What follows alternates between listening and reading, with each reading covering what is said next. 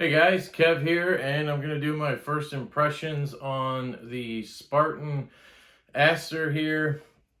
I have a bit to say about this knife, and if you saw my unboxing, you'll probably notice that I was a little disappointed in it when I first got it, and things have changed slightly in regards to that, but not very significantly. So what I'd like to start with is saying that Spartan Blades out of North Carolina is very popular for their Spartan Harzy folder and their Spartan Payless button lock and some other models in their top tier, which is called the gold tier or elite tier. And then those are all US made, handmade by them in South Carolina in their shop. And then they now have a second tier called the silver tier or professional tier, which they've teamed up with K-Bar.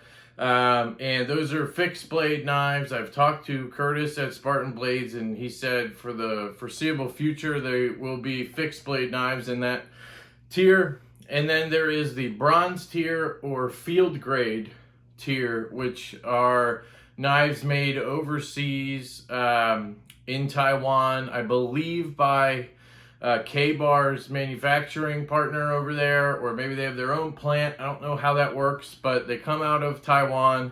They're supposed to be their kind of budget line, I guess, but it's hard to call them budget when they're over $100. So far, they've released two. They've released the Spartan Talus, I believe it's called, Talos.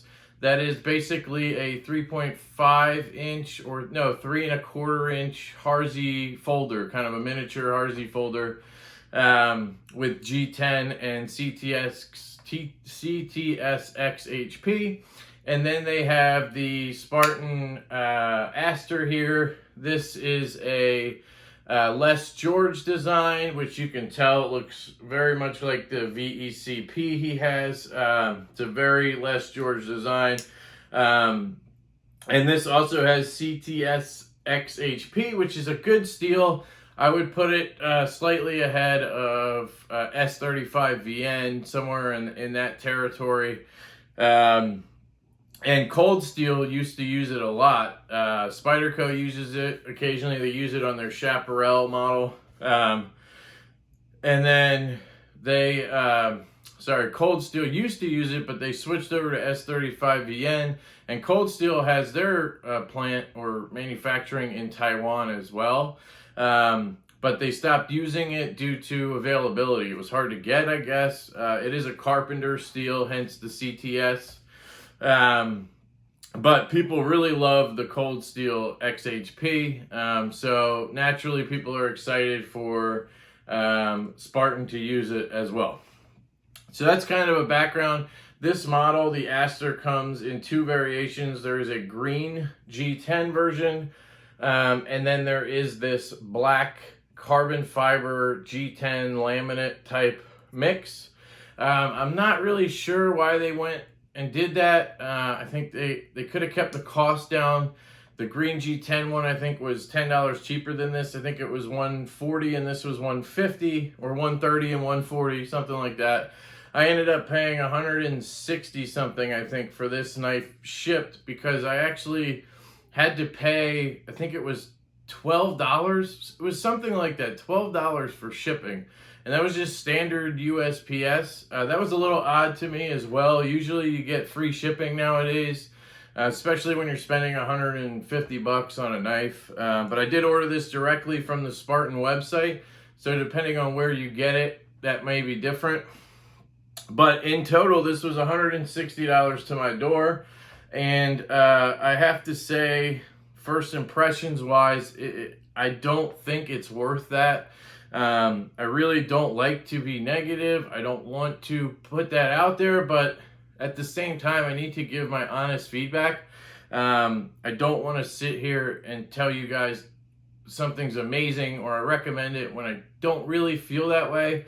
But I also am not going to sit here and bash stuff. You know, there's good in everything, and there is good in this knife, and I will go through that. Trying to keep this a little bit more brief because I do want to do the full review. To be honest, I almost skipped this and just went right to a review to get it over with, and then I planned on selling this knife. But I've decided to let it go through the process that I kind of set up here. Unboxing, first impressions, wait a few weeks, do a review. I think I'm going to follow through with that, to be fair to the knife. But I don't see things changing, but you never know. I could fall in love with this in a couple weeks and be back here raving about it. So stay tuned for that. But right off the bat, my biggest gripe with this knife is the action. The detent is weak and it does not flick out. So I can get it to flick out, usually there. So I have to really give that some muscle to get it out. And it is awkward standing, sitting like this. If I'm holding it at my side, I can kind of flick it, but you have to give it wrist. You can roll it out easily. So in that sense, it's good. And it is very smooth. I will give it that. It is smooth.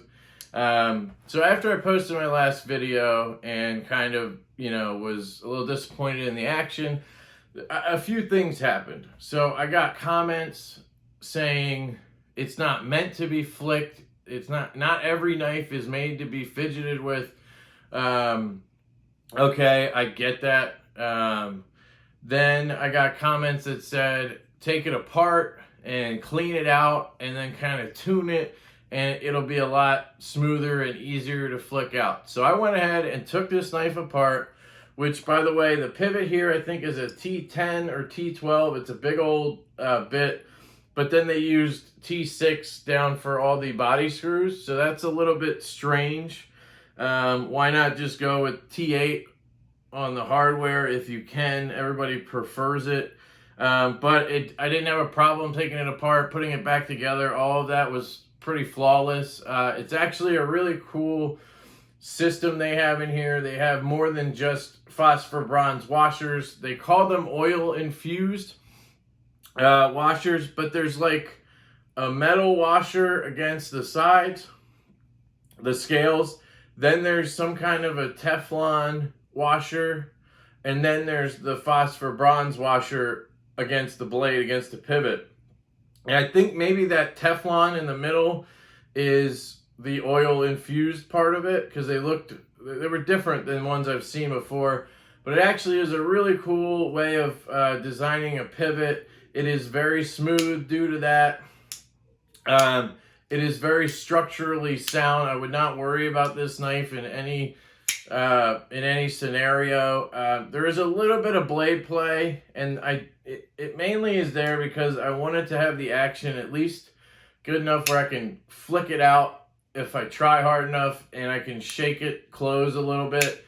I could tighten that down, but that would tighten up everything else. That is personal preference, but there is kind of a balance between blade play and action on this knife that you have to kind of figure out yourself. And again, it is very minimal blade play, and it still locks up like a rock. I don't see there being any issues. There's no lock rock. There's no, up and down play. So that's all good. I did in my initial unboxing, I mentioned lock stick.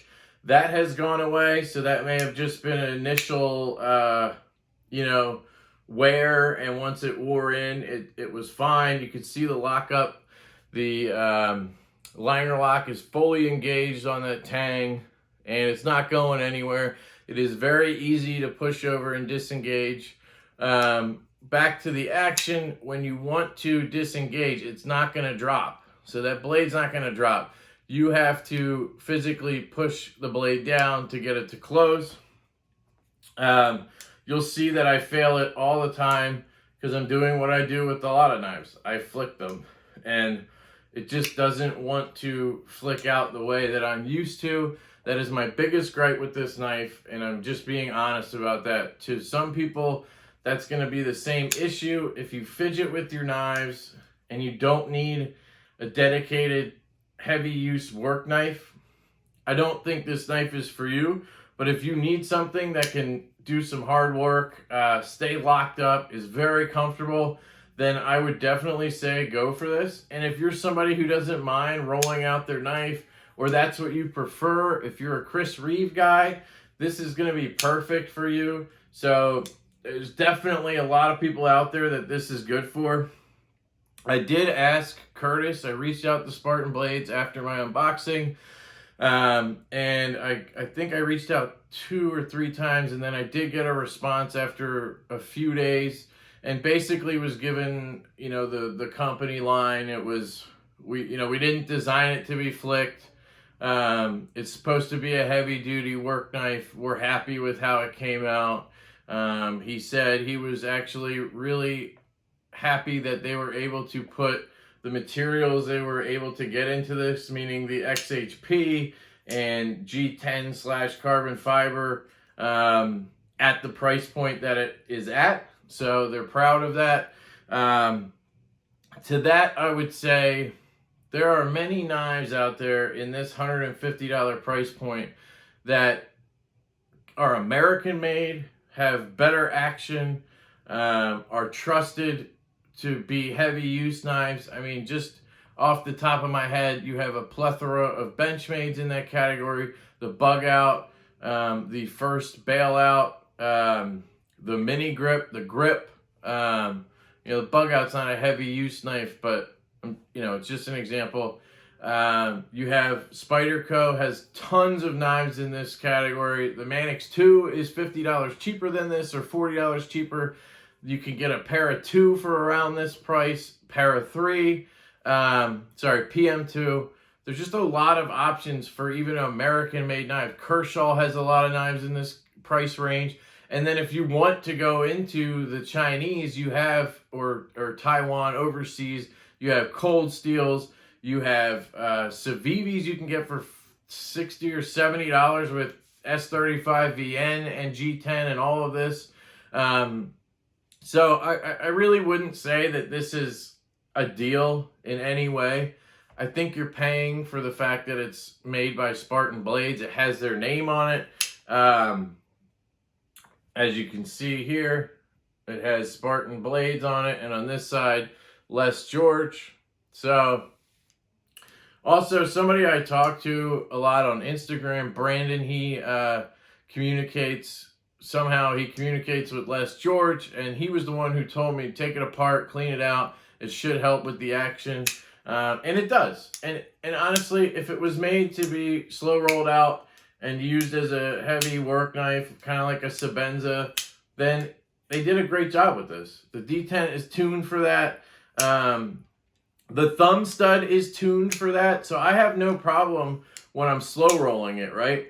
When I have a problem is when I try to flick it too much. When I flick it too much, then this thumb stud really digs into my thumb and tears it up. But again, it's not designed for that. So I'm expecting it to do things it wasn't made to do. So that is not fair. So that's everything I'm saying about my personal opinion is exactly that. It is my personal opinion, my taste. It is what I think, and I just want to put that out there to be honest with people and give them that perspective. But this is a good knife. It's definitely a good knife. The deep carry clip is deep carry. It's a very good clip. It does have button head screws sticking out, so the clip itself is inset. But then there's the button head screws there. I have not really had a problem with it catching in pocket or anything. Sometimes that is an issue for me, but there's plenty of room here, so that doesn't happen. So that's not an issue. The centering seems to have straightened out a little bit. It's a little hard to see. One of the things I don't like about this design is the internal liner there that is really just... It like doubles up the scale on the show side. I don't know how well you can see that, but you can see it's G10 laminate carbon fiber, and then there's this steel liner, and then over here you just have G10. It just kind of gives it a strange feel to me. I'm not a big fan of that. I kind of wish this was all G10 and they had inset the liner. Obviously, you know, doing that costs more money, and maybe that's why they didn't. But you can see it goes all the way around. That could be a design choice. I'm not sure. You have two barrel spacers in the back here that function fine. It all works. Another thing that I'm not super excited about is the actual scale material.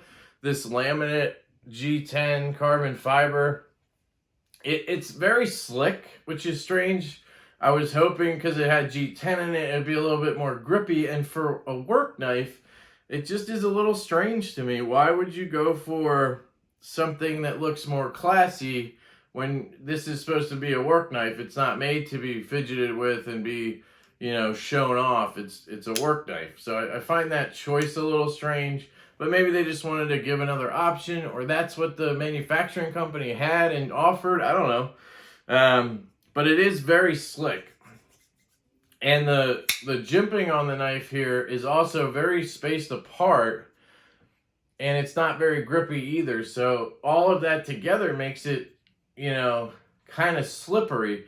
But then the ergos come into play. And Les George just nailed it with this one. You have your index finger goes up here, and then in the swell here, you drop your middle finger and your ring finger, and then your pinky hangs out down here on this jimping.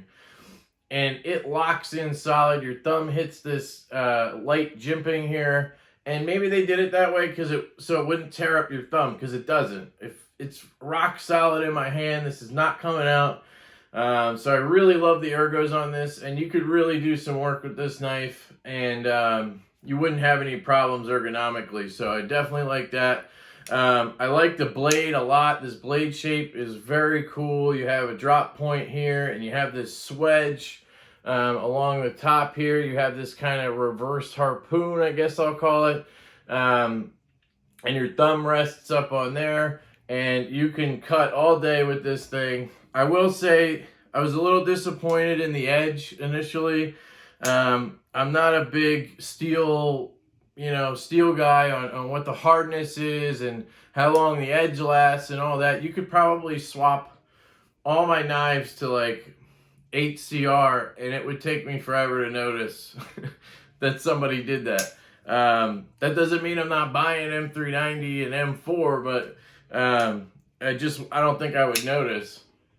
But I was a little disappointed because when I tested it on paper, it was pretty rough. It was sharp. It went through paper and it cut through without any kind of divots or any kind of issues on the edge. But it was just kind of thick. It felt like it was really slow to go through, and it was loud. I don't know how to explain that better. Hopefully you're kind of understanding from your own experience.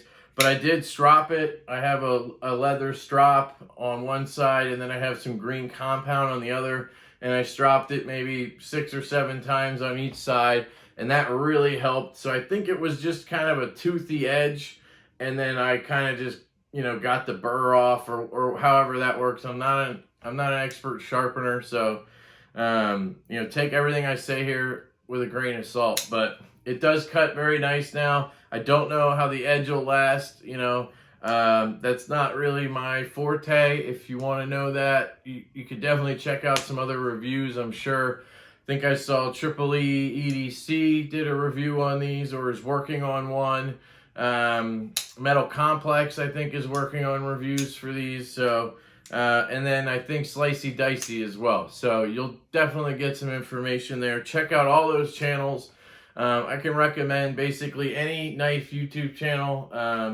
It's an amazing community. Everybody has their own perspective, and whenever a knife comes out that I'm interested in, I will watch video after video on it to kind of get an idea. I mean, these days, now that I have the channel, I kind of wait until I'm done my process on it, and then I'll watch those videos if I'm still interested in the knife.